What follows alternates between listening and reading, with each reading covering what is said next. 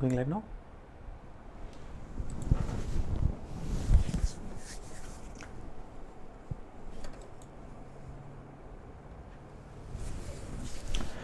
Hello boys and girls, a very good evening and welcome to this live session for your upcoming SSC CPO exam brought to you by TalentSprint. I hope all of you are in good health and you're fully geared up to take this exam, which is scheduled to start from the 4th of June.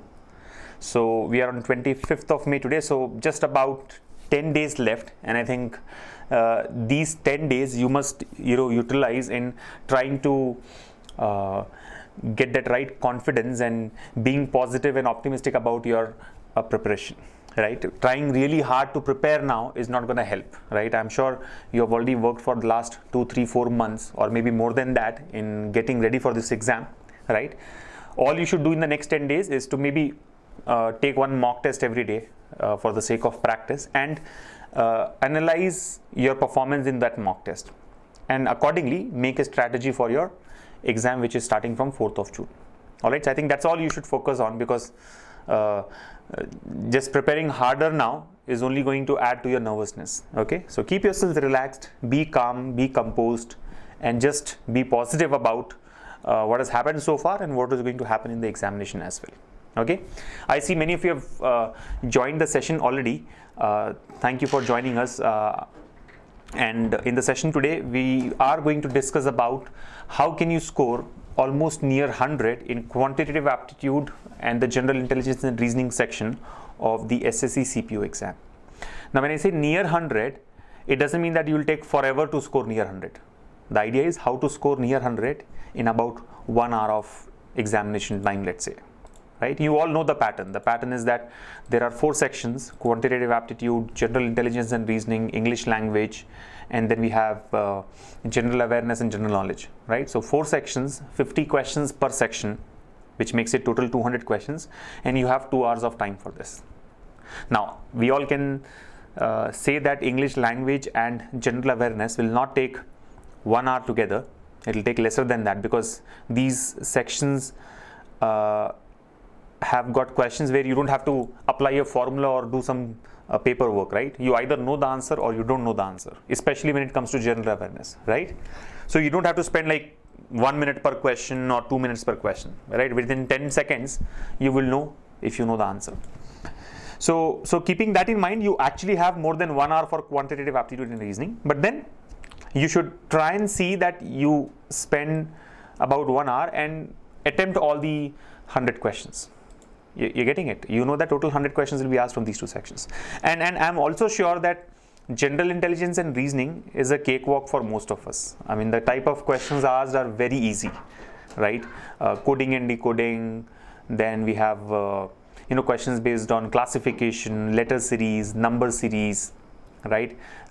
Questions based on, let's say, directions, ranking, and stuff like that, right? And there are a lot of figure-based questions like cubes, dice, and counting the number of triangles in a given figure and stuff like that. So we have found that students typically have problems in certain type of questions. Like, generally when a complex figure is given to you and you're asked to find out the number of circles or number of triangles or number of squares. So I think I'll pick up 1 or 2 such questions from last year's paper. And then there are many questions in quantitative aptitude, which I believe are definitely being answered correctly by you guys, but you are spending a lot of time to get the right answers. Right? So what I'm going to do in the next few minutes now, in the next 30-35 minutes from now, is pick up questions from last year's paper. Remember, just last year paper, 2017 SSC CPO examination papers. We have about 4 or 5 such sets, and we have chosen some questions from those papers. Of course, not all these questions are complex, but then most of the questions have been chosen where you can answer the question with a out of the box thinking, right? Without having to do much of paperwork or without having to follow a regular method or a regular shortcut method as well. Okay, so I'll present the questions one by one from now. I'll give you some time to try it out and then we will discuss the solution. But before we get into that, let me understand how is your preparedness. How is your preparedness for this examination? You should be confident by now. I mean, you should be like, yes, I'm fully geared up and I'll do well in this exam. Yeah, we have many students here, by the way. Shrilu, Preeti, Priyanka, Deepa, Santosh Kumar, Srinivas, Rohit Sharma, Sitaram, Sunita, and others there. Good to see you all. I'm sure you're all geared up. But anything that you want to ask before I get started? Yeah, I'm fully prepared for the battle, is what Anand Kumar says. Exactly is what I was looking for. Yeah, Vignesh says it's going on. We have Shrilu here, Shrilu Jayaprakash, who says problem is with algebra. Well, I wish we have more questions on algebra today, but let me tell you, Jayaprakash, that algebra in my view is like one of the easiest topics that you can expect in quantitative aptitude. Algebra, trigonometry, these are believed to be complex topics. The questions are considered to be nightmares. But if you follow a smart solution, which largely depends on substitution, you will be able to answer the questions with ease, right? So I think we will take up one or two questions from algebra as well. Okay.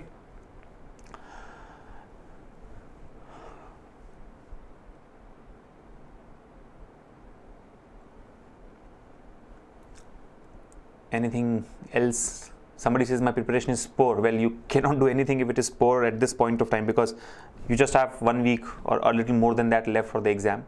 However, go with full confidence and give your best shot. You never know. You may get a call for the next round as well, right?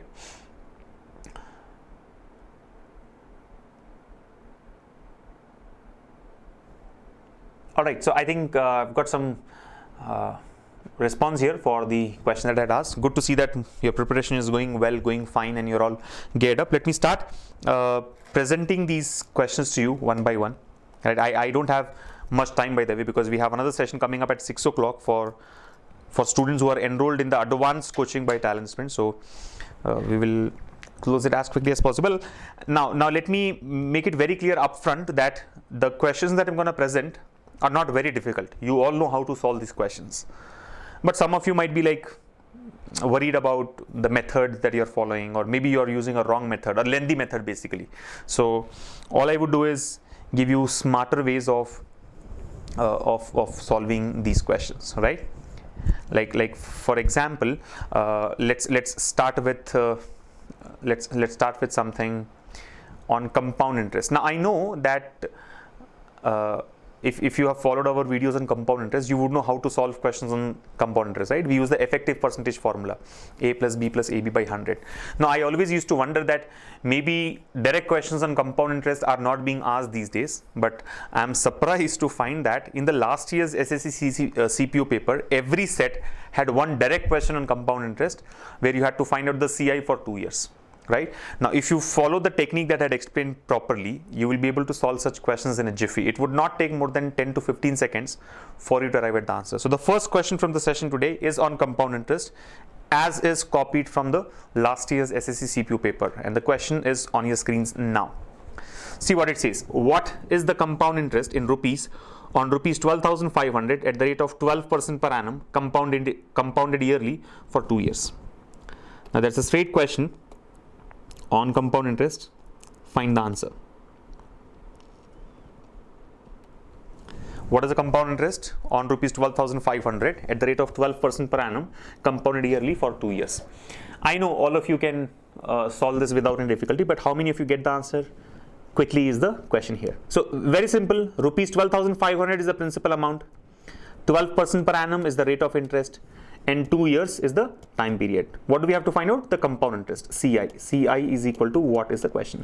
Now you know what the formula is, right? CI is equal to P into 1 plus R by 100 whole to the power of T minus P. Or if you take one common, if you take P common, it comes out to be this. CI is P into 1 plus R by 100 whole power T minus 1. Now if you want to use this formula, let me tell you, you are not fully ready for the exam. This is not the best way to get the answer. The method is correct, the formula is correct, no doubt the formula is correct. But is this the best way to get the answer? No. It is very, very time consuming, right? So what do? Smart students will apply effective percentage. Effective percentage actually is A plus B plus AB by 100. Now this is the formula used when you have to find out the effective of two different percentages. And compound interest is nothing but an effective of, compound interest in terms of percentage is basically an effective percentage of the rate of interest in first year and rate of interest in second year. So what is the case now? 12% is the rate of interest for 2 years. meaning A is equal to 12 and B also is equal to 12. Substitute the values. What do we get? We can say that CI is equal to 12 plus 12 plus 12 into 12 by 100. And I'm sure if you are good in calculation, you don't have to write this on paper. 12 plus 12 is 24. 12 square is 144 by 100, 1.44. So 24 plus 1.44, 25.44 percentage. So basically what we are saying here is that compound interest is going to be 25.44 percentage. 25.44 percentage of what? Of the principal amount. Remember, it is always calculated on the principal amount, which is 12,500. So compound interest is going to be 25.44 percentage of 12,500. Again, this may look or this may appear to be a complex calculation, but then look at the options: 3,000, 2,980, 3,050 and 3,180. I'm sure doing an approximate calculation will help us mark the correct answer. What do we do? Simple. Approximately, let's say 25 percentage. Let's take an approximate value of 25 percentage. 25 percentage of 12,500. Can somebody tell me what is 25 percentage of 12,500? See, 25 percentage of 12,000 is 3,000 plus 25 percentage of 500 is 125. Meaning 25% of 12,500 will be 3,125. 3,125. Now understand, if 25% itself is 3,125, 25.44 percentage should be more than 3,125. Look at the options. Option B, option C, option A are all ruled out. Answer has to be option D. You getting it? Answer has to be option D. Why is it so? Because A, B and C are all out of the range. Answer will be more than 3,125. All these are less than 3,125. The only option available there is 3,180. Now, we have not made these options up. Some of you might be wondering that maybe I have framed the options in that way. No, picked up from the last year paper. Now understand, explanation has taken a little bit of time, but when you do it yourself, this question can be answered in about 10 seconds following the method of effective percentage. So the point that I'm trying to make, guys, here is it is definitely possible, or it is actually possible to score near 100 in these two sections in about 1 hour. All you have to do is smart thinking. Use smart methods, cut down the amount of paperwork you do, right? Do as much as possible mentally and save your time. Right? Answer is 3,180 using the method of effective percentage. Now all of you have got the answer. I saw that most of you got 3,180 as the answer. All I want to understand from you is how many of you followed the smart method and how many of you follow the regular method. Regular method could be either using the formula P into 1 plus R by 100 whole to the power of T minus 1, or maybe using that method of 12,500 into 112 by 100 into 112 by 100. But those are all calculation intensive in my view, right? Simple. 12 percentage for 2 years is 25.44 percentage, approximately 25 percentage. I know the answer is more than 3,125, and there we go, option 4. Similarly, let's say the rate of interest is, for example, let's say the rate of interest is 16 percentage for 2 years. Rate of interest is 16 percentage for 2 years. What do we do? 16 plus 16, effective percentage. 16 plus 16 plus 16 into 16 by 100. 16 plus 16, 32. 16 into 16 by 100. 16 squared, 256 by 100, 2.56. So 32 plus 2.56, 34.56. Approximately 35 percentage. Do the calculation, you will know what the right answer is without having to do the complete calculation. All right, so let's move to the next one. So I think the method, the technique is really useful. It's about using it at the right time and at the right place. Okay. Similarly, let me take up another question. Now I saw that this question is common in all the sets that were asked last year, SSC CPO papers, all the papers which were set last year. Now this is about depreciation, right? The value of a particular item depreciates by a certain percentage every year. The future value is given to you, you have to find out the present value, right? Try it out. Here's the question. Now see what it says. The price of table depreciates every year by 20%, right? If the value of the table after 2 years will be 32,000, then what is the present price of the table? What is the present price of the table?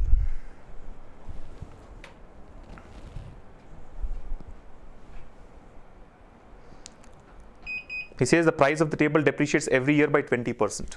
The value of the table after 2 years is 32,000. What is the present price of the table? Now we can use options here to get the answer, which is one of the smart methods. But let's say if options were not given, how would you solve it?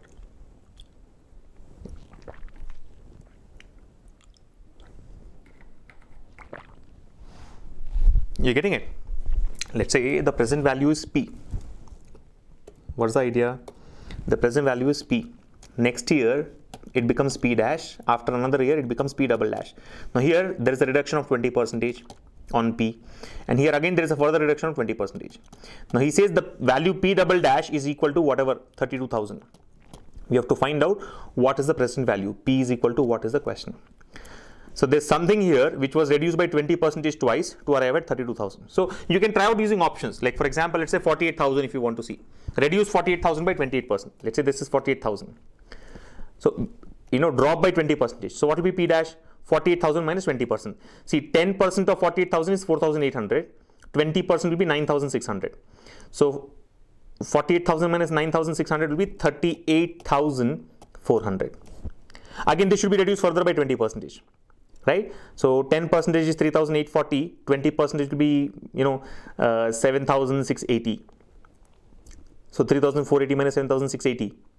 3,400 minus 7,680. This will definitely not be 32,000. So I can say 48,000 is not the answer. Option A is ruled out. And so on, we can verify from the options. But a little time consuming process. Right? Of course, smartly we will try with 50,000 first, right? We know that these are all odd options. 48, 44, 51,000 are not, doesn't appear to be right one. So maybe you'll try with 50,000, you'll get the answer. But let's say if you have to use effective percentage, the same concept, effective percentage. That is the reason I told you, right? In the videos also, if you see, I had mentioned that effective percentage is one of the best techniques that can be used for solving different types of questions in aptitude, right? A plus B plus AB by 100, A plus B plus AB by 100. So what he says that price of a table depreciates every year by 20%. Depreciates means what? Decreases by 20%. The value of the table after 2 years will be 32,000. So simple point is, there is a decrease of 20% twice. So what is the overall decrease? You cannot say it's 40%. That's stupid. It cannot be 40%. It should be done using effective percentage. Now the point to be noted here is this 20% is not a positive percentage. It's a negative percentage. It's a negative percentage. You're getting it? It is decreasing. So you have to use A equals to minus 20 and B equal to minus 20. And then you solve the question. You're getting it? Then you use effective percentage. So basically this will be minus 20 plus minus 20 into minus 20 upon 100. Simplify what happens. Minus 20 is minus 40. This is plus 4. You're getting it? 20 into 20 is 400. Plus 400 by 100 is 4. So minus 40 plus 4 is minus 36%. So the point to be noted here is 20% depreciation per year for 2 years would mean an overall depreciation of 36%. Which means if you now forget about this whole complexity here, understand that the value after reducing by 36% comes out to be 32,000. You're getting it? Let's say the price is P. Today the price is P. P minus 36%. P minus 36% of P is equal to 32,000. Now, P is nothing but 100% of P. 100% minus 36%. How much is that? 64%. So basically 64% of P is 32,000. What do we have to find out? 100% of P. Simple, 50,000. So implies P here will be equal to what? P will be equal to 32,000 into 100 upon 64.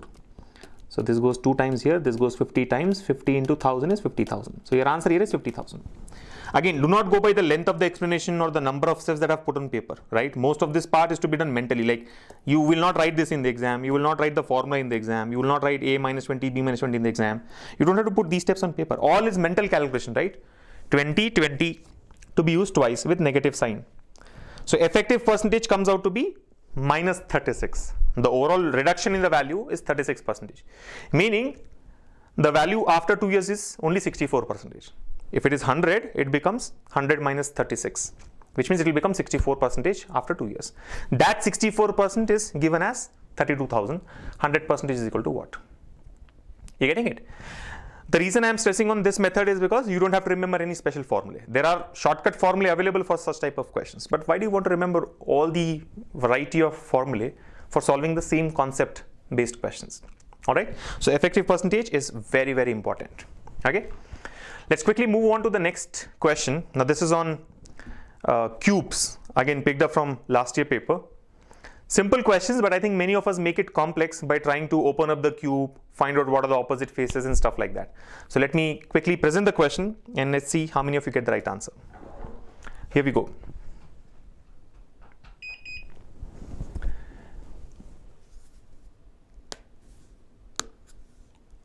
Okay, some of you have asked me how to calculate effective percentage for 3 or 4 years. I'll explain that in a minute. Let's solve this question first. So see what he says here. 3 positions of a cube are shown below. 3 positions of a cube are shown below.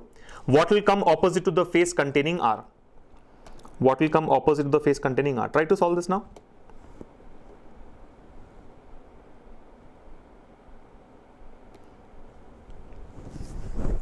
It's a simple one, should not take more than 5 seconds. Believe me, 5 seconds is more than enough to solve such type of questions.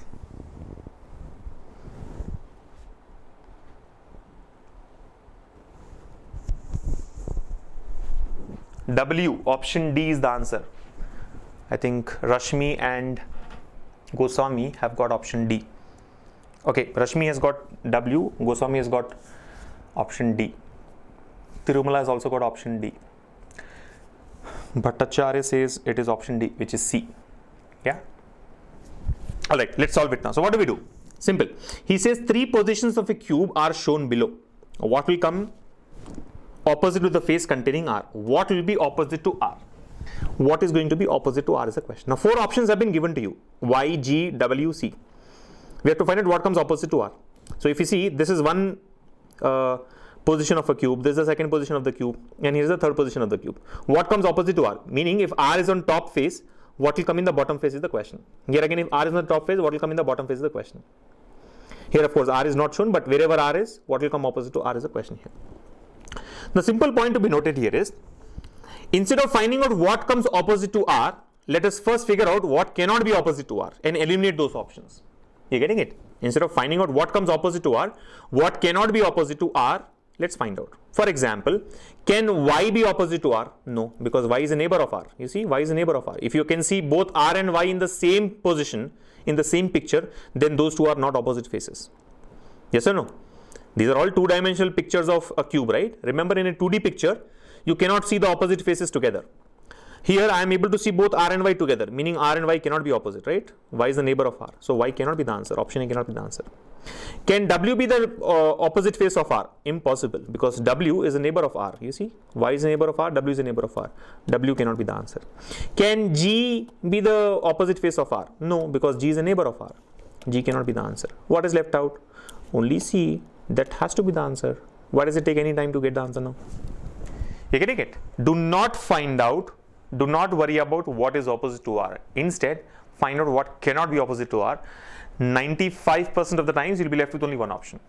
If there are more than one options left, then you'll have to go for the next step where we try to open up the cube, find out what the sick faces are, and then figure out the opposite pair. But that's not required in most of the cases. Let me present one more question of the same type. This time you have only 5 seconds. Your clock starts now. Here again, 3 positions of a cube are shown below.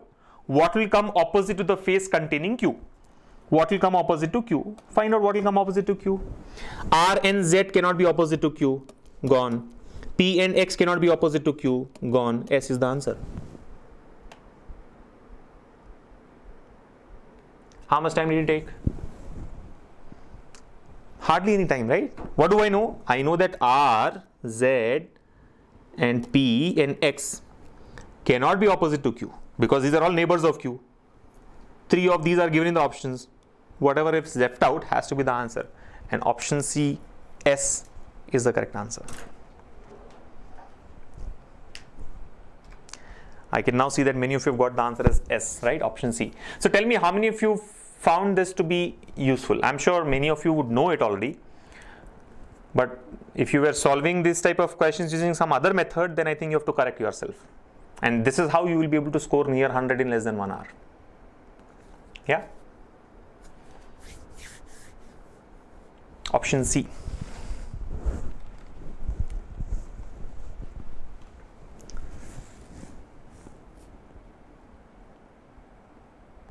Got it? How many of you were using some other technique was the question I had, but looks like some of you found it to be useful. So means you were otherwise not following it. Good. Elimination is the technique. Yeah, eliminate the wrong answers. Don't worry about the right answer. Eliminate the wrong answers, and that's how you will get the right one. Let me now quickly present the next one. This is from kind of based on number theory. It's a question where you just have to do a simplification, but again, algebra based. So let's say how many of you get it right. It looks to be complex, but if you use the right formula with the right terms, you will be able to get the answer very quickly. So the question is on your screens now. What is the value of 2 squared plus 6 squared plus 10 squared plus 14 squared minus 1 squared minus 5 squared minus 9 squared minus 13 squared? You have 1 minute for this.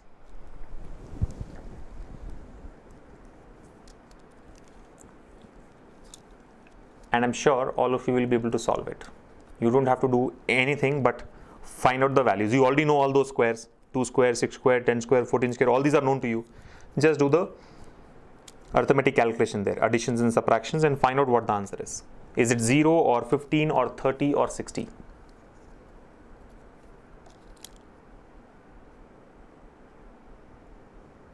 Vipasha Gautam has asked a question कि ये honest exam system है क्या? Well, Vipasha समझ में मुझे नहीं आया कि आप क्या पूछना चाह रही हो, बट अगर आपको ये डाउट है कि ये एग्जाम के ही क्वेश्चंस है क्या honestly, yes, last year SSC CPO में पूछे गए क्वेश्चंस हैं ये सारे. Bala Muralidhar says, does CGL exam level also is in line with this? Well, yes, there are questions asked in CGL exam which are similar to what we are seeing here. 60, many of you have got the answer as 60. Yeah?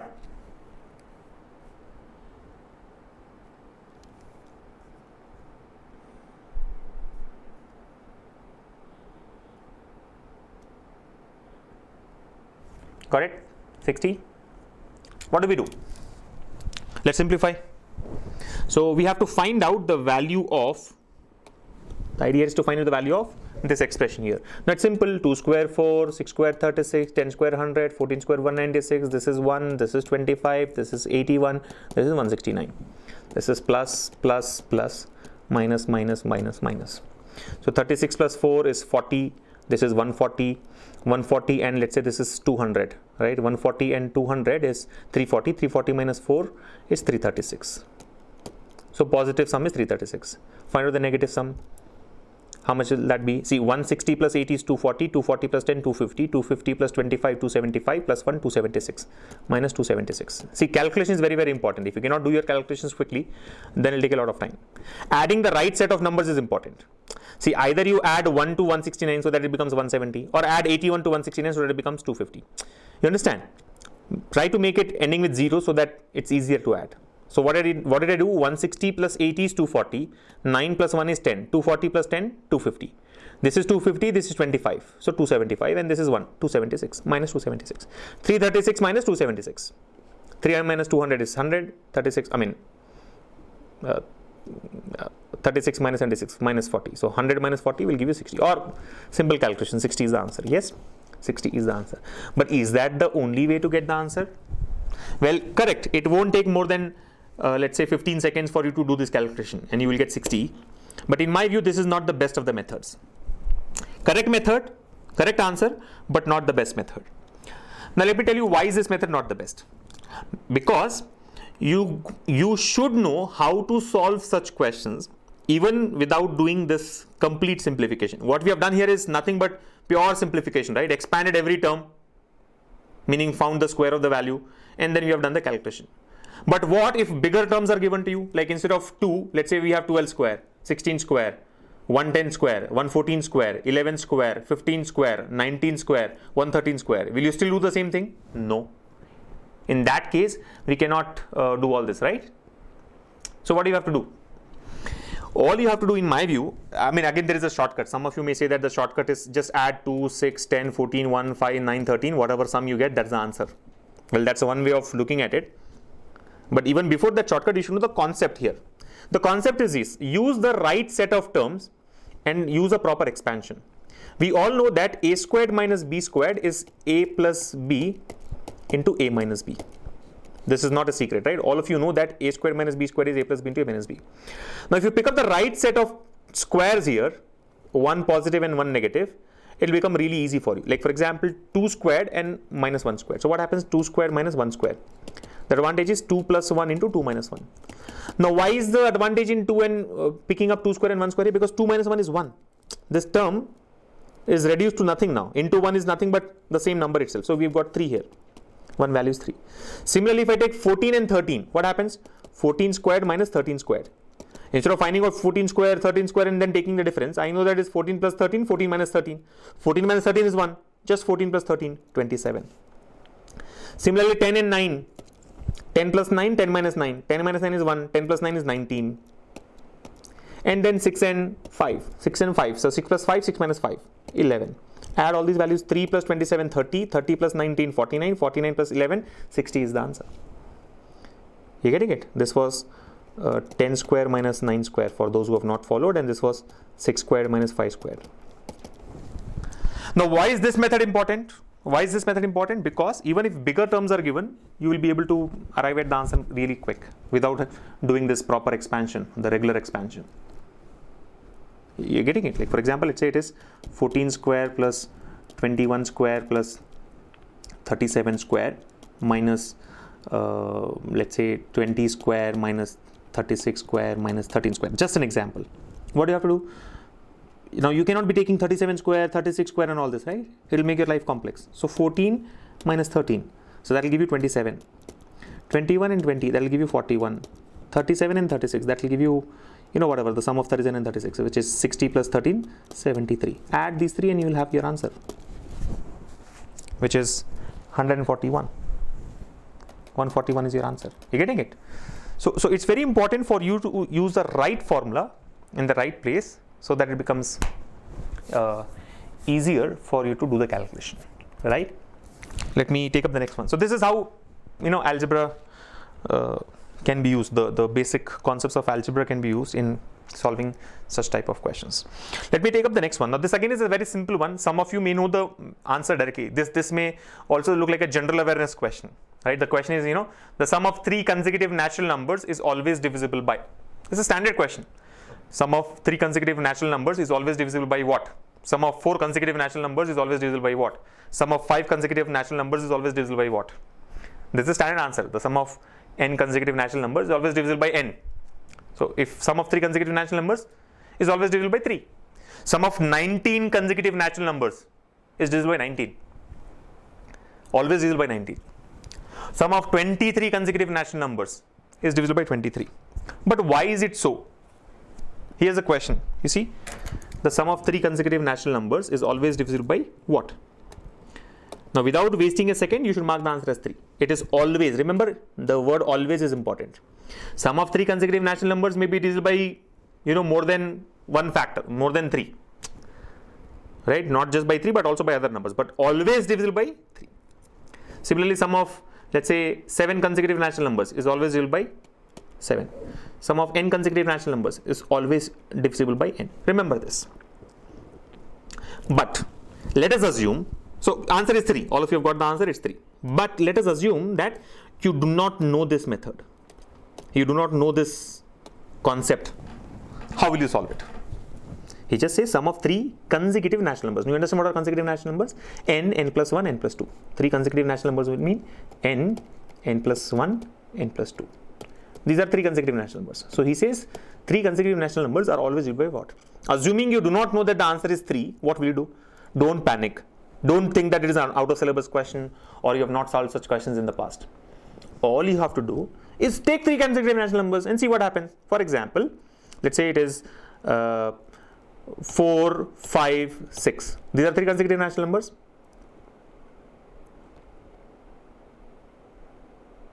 Yes or no? Sum of 3 consecutive natural numbers is always divisible by 4. These are 3 consecutive natural numbers, right? 4 and 5 and 6. Add them. Sum 4 plus 5 plus 6. 9 plus 6, 15. Now check. 15 is divisible by what? Is 15 divisible by 3? Yes. So this is a possible answer. Is 15 divisible by 9? No. Now if 15 is not divisible by 9, I can eliminate 9 here. Because I then cannot make this statement, right? The sum of 3 consecutive natural numbers is always divisible by, can I say 9? No. Because 15 is not divisible by 9. 21 is ruled out because 21 is more than 15 anyway. And 15 is possible. Okay. Take some other pair. Like for example, let's say 7, 8, 9, 7, 8, 9, 3 consecutive natural numbers, 7 plus 8 plus 9, 7 and 8, 15, 15 and 9, 24. Now what happens? 24. Now don't have to worry about 9 and 21 because these are already eliminated. What is left out? Only 3 and 15. Is 24 divisible by 15? No, eliminated. So option A is the answer. This is divisible by 3. This also is divisible by 3. You can try any other triplet that also will be divisible by 3. Now what is the point that I'm trying to make? The point that I'm trying to make here is that if you do not know the method, if you do not know the concept, don't panic. Algebra and trigonometry are two such topics where you can pick up the question, follow what the question says, and find out the answer using substitution. He says sum of 3 consecutive natural numbers. Take 3 consecutive natural numbers and check with the options. Now if you want to know what the technique is, why does it happen always? It's simple. What did we say? The 3 consecutive natural numbers are n, n plus 1 and n plus 2. Look at the sum. It will be n plus 1 plus n plus 2. This is equal to 3n plus 3. If I take 3 common, it becomes 3 times of n plus 1, which means the sum of 3 consecutive natural numbers is always 3 times of n plus 1, and that is why it is always divisible by 3. Option A.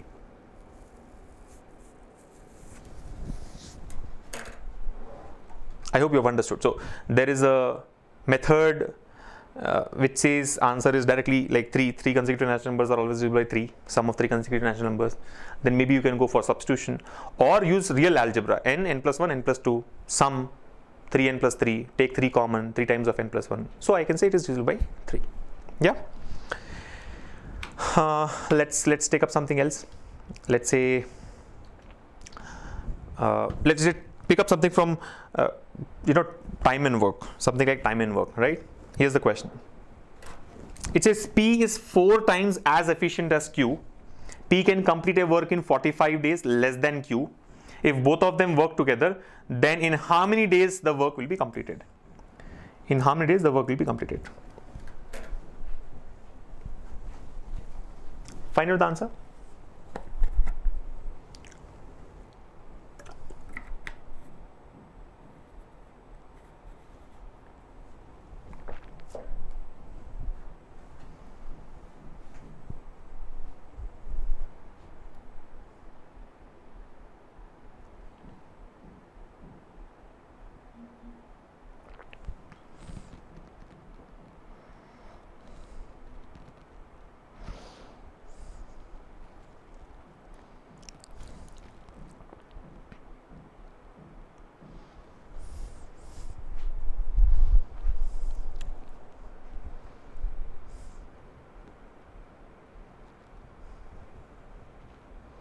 Got it?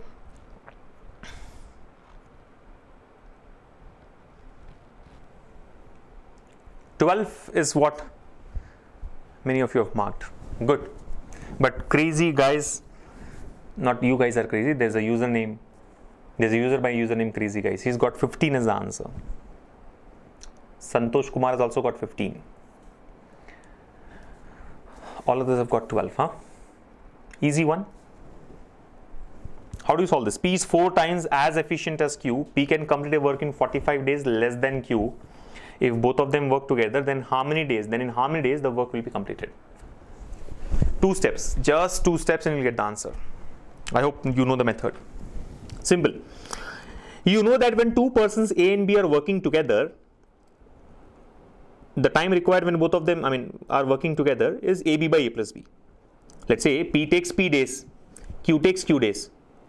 Now when both of them work together, the time required is PQ by P plus Q, AB by A plus B, right? XY by X plus Y. So P into Q by P plus Q, PQ by P plus Q. That's your answer. All we have to find out is what is P and what is Q. P is 4 times as efficient as Q. P can complete a work in 45 days less than Q. No way he has given about the time taken by P to finish the work or time taken by Q to finish the work. All he says is P is 4 times efficient when compared to Q, and P will take 45 days less than Q. If both of them work together, then how many days? In how many days will the work be completed? So answer should be PQ by P plus Q. But the question is, how do we get P and Q? Simple. The basic concept of time and work is capacity and time are inversely related. Efficiency and time are inversely related. All of you have to remember this. If you cannot get this basic idea properly in your head, then it will be difficult for you to answer questions. Efficiency is inversely related to the time. or capacity of a person is inversely related to the time taken by the person. Meaning, if your capacity is more, you'll take lesser time to finish the work. If your efficiency is more, the time taken will be less. If your efficiency is less, then you will take more time. They are inversely related. If this is more, this will be less. You get it? Efficiency and time are inversely related. Now, if you keep this in mind, this basic concept in mind, and read the statement again, it says P is 4 times as efficient as Q. P's efficiency is 4 times the efficiency of Q. If P's efficiency is 4 times the efficiency of Q, can you say time taken by P is 1/4 of time taken by Q? We know that time taken by P is P, let's say. Time taken by Q is Q. Time taken by P is 1/4 of time taken by Q. Meaning, if P takes T days, Q will take 4 T days. That's the idea. You're getting it? If P takes T days, Q will take 40 days. You got to understand the concept. Just don't try to learn it by heart. Why is it so? Efficiency and time are reciprocal of each other. I mean, inversely related to each other. So P is 4 times as efficient as Q. P's efficiency is 4 times. So time taken by P will be 1/4 of time taken by Q. So if P takes T days, Q will take 40 days. P's efficiency is 4 times. Q's time taken is 4 times. Now he says P can complete a work in 45 days less than Q. Meaning the difference of their times is 45 days. 4T minus T. 3T is equal to 45. So T is equal to 15. There ends the matter. For us to solve the question, we should know PQ by P and Q, the values of P and Q. We have assumed that P is T, so Q will be 4T. The question says the difference of the times taken is 45 days. Meaning 4T minus T, 3T equals to 45. So T will be 15. You're done. T is 15, so Q will be 60. If this is 15, this will be 60. Solve now. Answer will be 15 into 60 by 15 plus 60, 75. This goes 5 times. 60 by 5 is 12. Option B is the answer. Nothing complex about it. I'm sure you know it. But the point I'm trying to make is cut down the number of steps. Do not write anything on paper except the last bit of calculation if you have to do it, let's say, on paper, right? It's simple. Difference is 45 days. You know the difference will be 3T. 3T is 45. So T is 15. So if one is 15, the other is 60. Now which one is 15, which one is 60 is also not required. Whether P takes 15 days or Q takes 60 days, that will not impact the answer because final answer is P into Q by P plus Q. So whether P is 15 or Q is 15 would not change the final answer, right? Unless he has asked us to find out the time required by P or time required by Q. Here it is about overall time, right? Time taken by both of them together. So 15 into 60 by 15 plus 60, you're done, right? Let's take something else. Let's try this one now. I told you, right? We have found that many students have this difficulty in solving questions related to finding out number of triangles in a complex triangle or number of squares in a complex square and things like that. Now we have videos in our advanced coaching program where these are all standard figures. It's just that the number of divisions change, right? So you can apply a formula to get the answer. You don't have to sit and count there, right? I mean, you don't have that much time in the exam, right? You will not be able to score near 100 in less than 1 hour if you start counting every triangle there. So in our videos, what we have done is we have explained you by counting first that these are all the triangles because you should know which triangle are you missing out, right? So counting has been done, and then I've also given you the shortcut formula. So you can just refer to those videos to know more about it. But let me present one question here and see how many of you get the answer. See this one. It says how many triangles are there in the figure given below. Now there's a big triangle which has got 4 divisions and then there are 3 divisions. So how many triangles are there in the figure given below?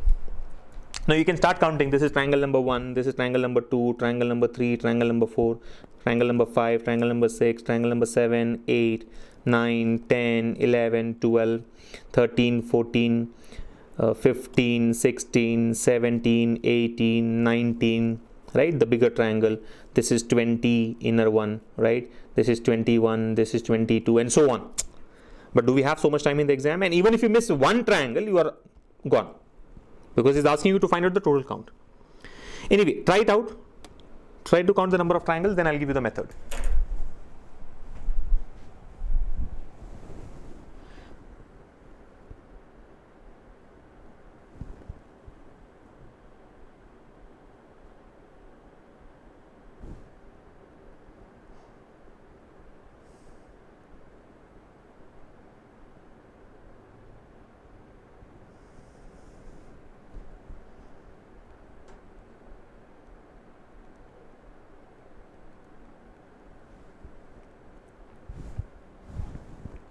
20, Muralidhar has got 20, Surendra has got 24, Partha Sarathi has got 30, Santosh Kumar has got 29. So you guys are giving me like options, right? Different options. I can note down and frame options here.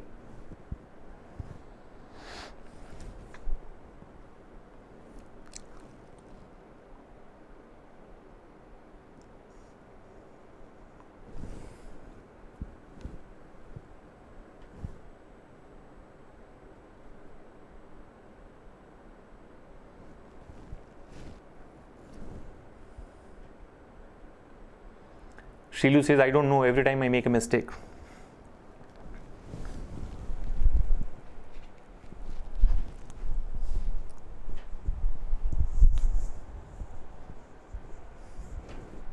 Thirty is what some of you have marked.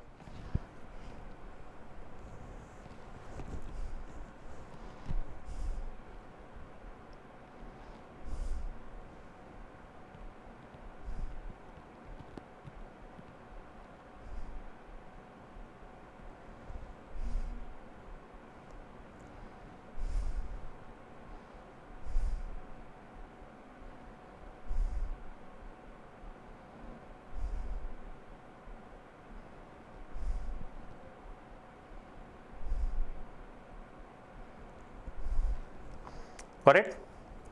99, Saif Khan has got 99, somebody has got 9, Sidhu has got 9.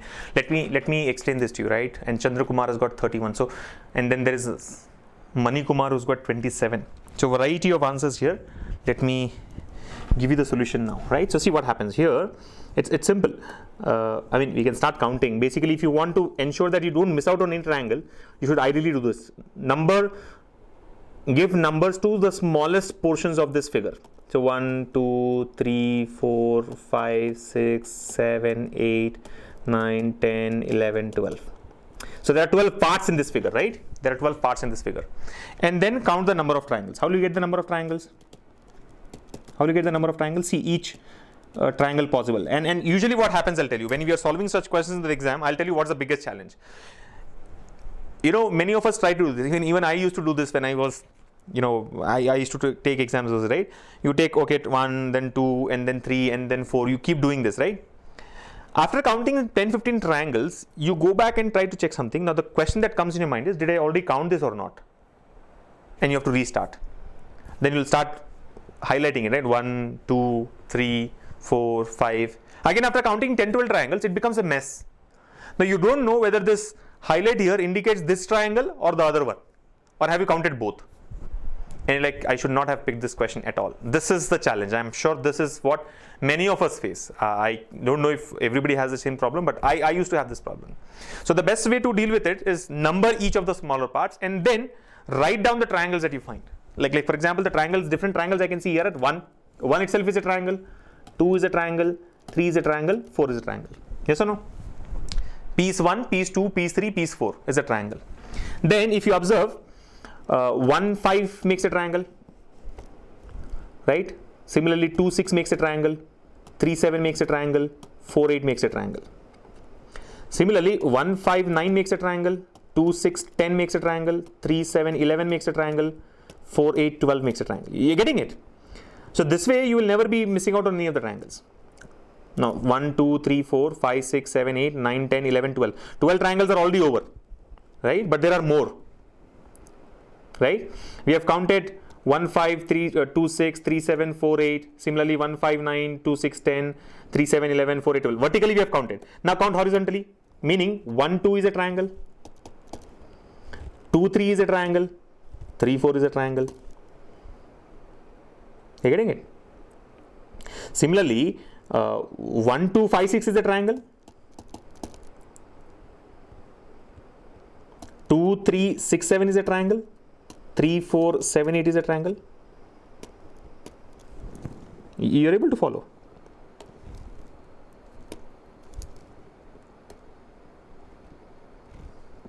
You're able to follow. 3, 4, 7 is also a triangle. 3, 4, 7, 8. Again, if you see 1, 2, 5, 6, 9, 10 is a triangle. 1, 2, 5, 6, 9, 10 is a triangle.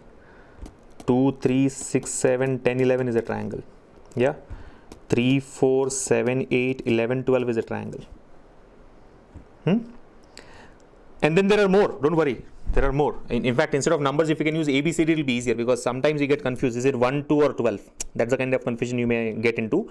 But then yeah, better use A, B, C, D, E, F, G, H, H, I, J, K, L, M, N. So that you'll know each piece is represented by only one character, right? Here sometimes you see there are 2 characters in representation. Then this 1, 2, 3, 5, 6, 7, 9, 10, 11 is one triangle. 2, 3, 4, 6, 7, 8, 10, 11, 12 is another triangle. And then we have 1, 2, 3, 4, 5, 6, 7, 8, 9, 10, 11, 12 as a third triangle. So there are 3 more triangles, right? And so on.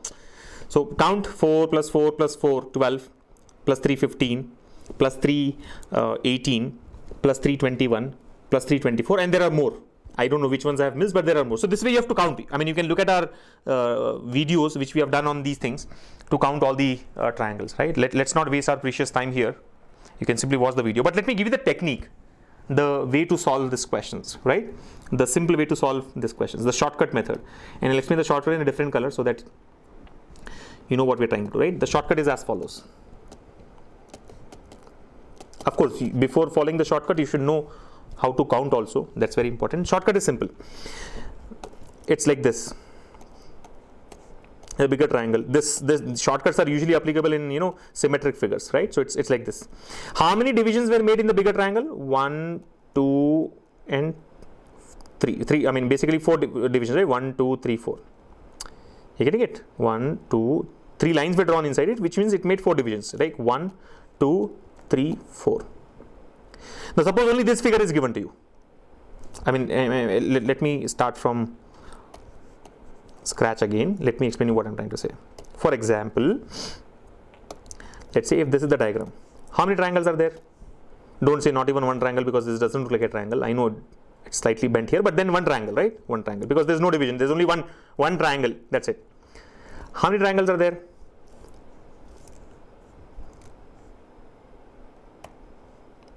Sorry. So let me make divisions now, right? Let me make divisions. Suppose it's like this. 1, 2, 3, 4 sections are made, right? So 1, 2, 3, and 4. Now the number of triangles here will be 1 plus 2 plus 3 plus 4. That's how it works. Suppose I make one more division here. One more division here. It will be like 1 plus 2 plus 3 plus 4 plus 5, and so on, right? So here number of triangles will be 1 plus 2 plus 3 plus 4. How much is this? 3 plus 3 plus 4 is 10. Number of triangles 10. Now the moment I draw a horizontal line, it doubles. This 10 becomes into 2, 20.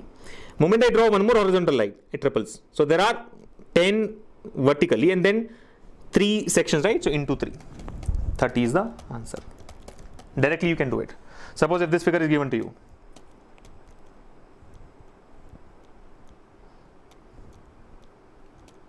So 1, 2, 3, 4, 5, 6, right? 1, 2, 3, 4, 5, 6. What is the number of triangles? 1 plus 2 plus 3 plus 4 plus 5 plus 6.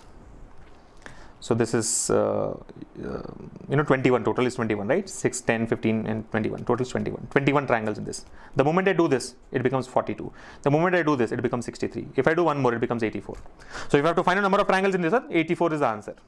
How? Based on the logic that I've explained you. So learn these techniques, right? These methods, basically shortcut techniques, which will save a lot of time, right? But there are limitations. I mean, if the figure is slightly changed, you will not be able to get the answer there. Slightly changed as in, if it is changed symmetrically, no problem. But in the middle, somewhere if it is deleted one piece, one leg there, it all becomes complex to get the answer. But yeah, if it is a symmetric figure, which is usually the case, you should be using those smart methods to get the answer. Okay, let's take one more. Let's take. I think this will probably be the last question. We are already up by 1 hour. The question is on your screens now. This was posted. I mean, this is again picked up from last year's CPO paper. It says Raman, Rohit, and Raja are partners and invest in a business. Raman invests 1/4 of total, and Rohit invests 1/3 of the total. Right. 1/3 of the total. What is the ratio of profit of Raman, Rohit, and Raja respectively?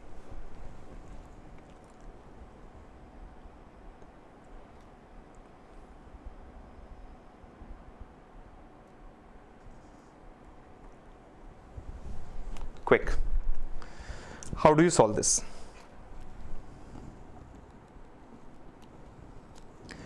Raman, Rohit, Raja. There are 3 partners. They have invested in business. Raman has invested 1/4. Rohit has invested 1/3. He has not given the investment of Raja. Obviously, Raja has invested the rest. What is the profit of Raman, Rohit and Raja respectively is the question.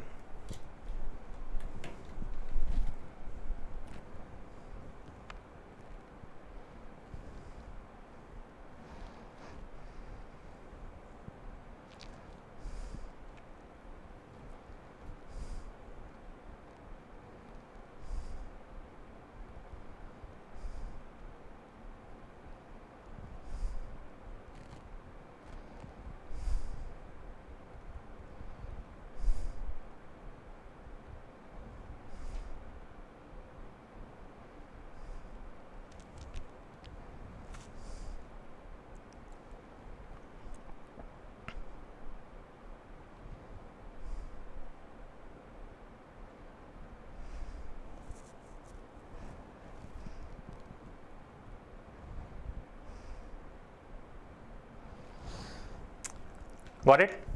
3:4:5. All right. Option C is what most of you have got. Let me now explain this to you.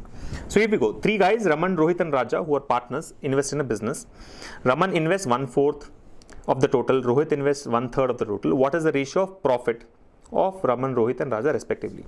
Now understand the ratio of profit of Raman is to profit of Rohit is to profit of Raja will be directly based on their investments. Right? That will be based on the investment, which is, see, Raman's investment is 1/4 of the total, is to Rohit's investment is 1/3 of the total, is to Raja's investment is going to be the rest remaining. Right? I am not going to find out what is the remaining investment. I think this is where many of us waste our time. Right? The method that I want you to understand is without finding out what part did Raja invest, we can still solve this question. How is it possible? Raman is to Rohit is to Raja. This is the ratio of their profits. It should be 1:4. 1/4 is to 1/3 is to the rest of it. Basically, the remaining. How do you calculate remaining? It is actually total is 1, right? 1 unit minus 1/4 by Raman, 1/3 by Rohit. So you can say 12 is the LCM. 12 minus 3 minus 4, 7/12. So you have to actually put 7/12, but I think we don't have to do that. Ideal case, you have to put 7/12 there, but without that, how do you do it? Simple. Understand. Without worrying about Raja's investment, just find out the ratio of Raman to Rohit, and that will give you the answer. 1:4, 1/4 is to 1/3. Simplify this, what happens? So Raman's profit is to Rohit's profit. Should be in what ratio? It should be in the 1/4 is to 1/3 ratio. Now multiply both the values by 12 because common multiple is 12, right? Multiply both by 12. So 12/4, 3. And 12/3, 4. 3:4. Basically cross multiply. 1 into 3, 1 into 4. 3:4. Which means Raman's and Rohit's profit should be in the ratio of 3:4. Raman's and Rohit's profit should be in the ratio of 3:4. Right? Now look at the options. And what is it? Raman is to Rohit is to Raja. That's what he said, right? He's asked us to find out. Is it 3:4? No. Is this 3:4? No. Only 2 options satisfy. Option B and option C. 3:4 and 3:4. Now, how do you simplify? Now you may say, okay, for solving the remaining part of it, I'll have to find out, for finding out which is correct out of B and C, I'll have to solve the remaining part of it. No, even then it's not required. I'll tell you how. What a smart person will do is, if you observe, according to option B, the profit of Rohit is to Raja is 4:4, meaning 1:1. Rohit and Raja are earning the same profit, 4:4, 1:1. Their profits are same. When will the profits be same? Only when the investments are same. Now tell me, can Rohit's and Raja's investment be same? Not possible. Because if Rohit has invested 1/3, Raja has also invested 1/3, then Raman should also invest 1/3. Only then the total will become 1. Between 3 partners, if 2 of the partners have invested 1/3 and 1/3, obviously the third partner will also invest 1/3. But here the third partner, Raman, has actually invested 1/4. You're getting the point? According to option B, Rohit and Raja have earned same profit, which is possible only when they have invested the same amount. Assume they have invested the same amount. Means Rohit invested 1/3, Raja also invested 1/3. But then in that case, Raman should also invest 1/3. There are only 3 partners, right? But Raman invested 1/4. It fails here, which means option B is wrong. And hence option C is correct. Here is the point. So I think I'm sure you're prepared well and you're fully geared up for this examination and you'll be able to solve all the 100 questions. No doubt about it. You'll be able to attempt all the 100 questions. But what matters is how smartly and how quickly do you arrive at the answer, right? If the same 100 questions are given to all of you for, let's say, 1 day's time, you'll get 100 on 100, no doubt. Everybody here can solve all the 100 questions. But the real challenge is not solving the 100 questions. The real challenge is solving 100 questions in that limited time, right? So that you can score near 100 marks in the exam. So the only way to score near 100 marks is to think differently, avoid unnecessary work. I think in all the questions that I've solved today, the only thing I was trying to explain to you is don't do what is not required. Many of us commit this mistake. And that's why our scores are also lower than what it is ideally supposed to be, right? We end up writing a lot of unnecessary stuff, or putting down steps which are not required, or following a method which is either too long or unnecessary, right? So think smartly, and I think practice is the key. I cannot say that there's one way that you can just start doing it. You should know the right solution, smart solution, and you should also practice on the same. Yeah. So I think here I'll end the session. Thank you all for joining us. Your exam is just 10 days away. So don't panic, don't get nervous. I think the last 10 days that you have now before your examination, take one mock test every day, right? One CPO mock test every day, and analyze it thoroughly. More learning is not required.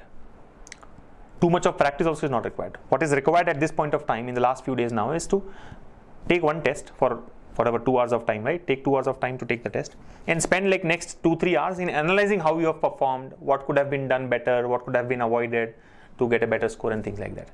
And apply those, whatever analysis you have on yourself, right, of your own performance, evaluation that you do, try to apply your understanding in the next exam and see if it is helping you save your time or not. I think this, if you do in the next 1 week or so, right, you will have a better strategy before you go for the examination. And I think that's what is required now. Yeah. So that's it. I think it's easy to score near 100. I would be very honest. Scoring 100 is little too optimistic. You can score 100 on 100. It's not impossible, but too optimistic. So don't aim for scoring 100. Aim for scoring near 100. And definitely the target should be to attempt all the 100 questions. You should make sure that you attempt all the 100 questions. You may not answer 10 of these questions, absolutely fine, but make sure that you don't come out of the examination hall without leaving any of the question, without reading any of the question. I think that's very, very important. So attempt all the 100 questions, solve maybe only 88, 90, 92, fine, but attempt, meaning go through all the 100 questions. And same is applicable for English language and general awareness as well. Right? Read all the questions. You should step out of the examination hall and say, yes, I read all the 200 questions and I solved all the questions that I could. That's when you have done your best, right? And leave the rest to the competition. I mean, you can't do anything about it, right? May the best people win. Okay. So that's all from my end. Thank you all for joining us in this session. Let me also tell you that if you haven't enrolled for our free coaching, there is an option available for you. You must have seen this text scrolling down, right? You can visit our website talentsprint.com/examprep, or simply visit examprep.talentsprint.com and explore the free coaching that is available for all of you, right? A lot of content is there in terms of videos, some weekly live classes, practice tests, discussion forums and others. So make the most of it, not just for your CPO exam, but also for all the other upcoming exams, and get fully prepared. All right. Thank you once again for joining us. I'll see you all in the next session. Until then, keep practicing, take very good care of yourselves, and best wishes for your SSC CPO examination. Bye.